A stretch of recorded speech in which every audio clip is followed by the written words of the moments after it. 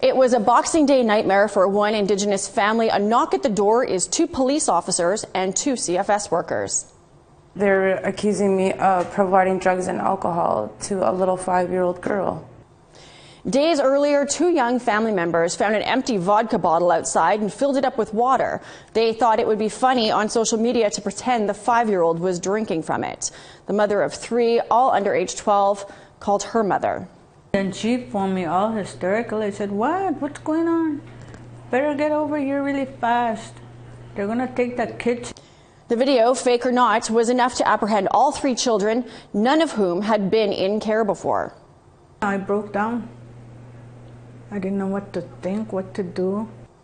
It was a nightmare all too familiar to the grandmother of the children who had dealt with CFS in the 1980s after her husband died, leaving her a young, single Indigenous mom. Started coming after me slowly. They've been really watching me.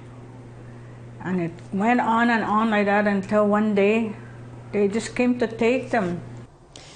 They had said to her that someone made an anonymous tip that her kids should be in care, and that was enough. That's all they said. They got a call. And that's when they came to take them away from me. Her youngest daughter was 4 at the time. CFS laid out a case plan with an assortment of courses and programs that they demanded she take. I did all my programs they wanted me to do, and I gave them. Next thing I asked, because they promised they were going to return them. But records and certificates of completion kept getting lost in the shuffle. There's nothing on file. For you having completed those courses, which Yeah. you completed through the agency. Yeah. And there's nothing there. New hoops and new demands kept coming year after year until the kids all became adults. I was a permanent ward. How old were you when they took you? I think I was like 4. And so you aged out? Yeah.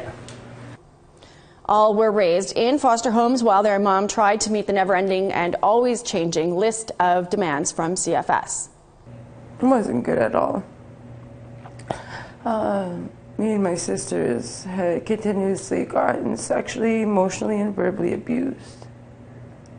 And physically.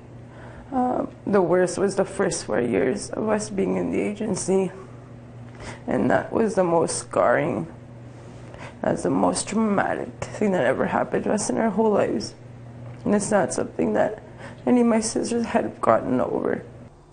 Nor did their mom, who relived that trauma when CFS and police came for her grandkids on Boxing Day. I don't know, I guess I'll never get over that because it seems like what happened to me before, it seems like everything is coming back. Coming back to the devastation that the foster care system had caused. I don't even have an older sister now because of it. She just couldn't get over the fact of what I guess our old foster parent had did to her. Turned her life into drugs and alcohol. She lost her kids to the system. They wouldn't give her a chance, even though she tried. They didn't try to repair the damage that they caused, to help her keep her kids, to get healthy. They took the children and she spiraled. She just started drinking a lot more than that and then ended up losing her to drinking. She passed away 10 years ago. Those children remain in the system that started it all, and now it has 3 more of the family's children because of a silly social media post. It's just scary. My kids are so traumatized. I talk to them every once in a while. They're allowed to have a phone call. She found support in an online community that advised her to start taking courses CFS would eventually demand of her without any evidence that she actually needed to learn how to parent. She knows to take them independently, though, not through an agency, so the records of completion don't mysteriously disappear like they did for her mom. Nobody had contacted us at all. We were the ones contacting them. Even since December 27th, I've been trying to get visits of my children. No visits? No. And the ages of your kids? Can you say that again? Since December 27th started? Oh, since December 27th, I've been trying to get visits with my children. I've been blowing up the agency's phone every day, every work day since, trying to see them, and I still haven't gotten to see them. It's been over a month and there's still no plan for visits and no movement to have the kids returned. And there's not even a police investigation into the fake vodka drinking video that was posted by the young relatives.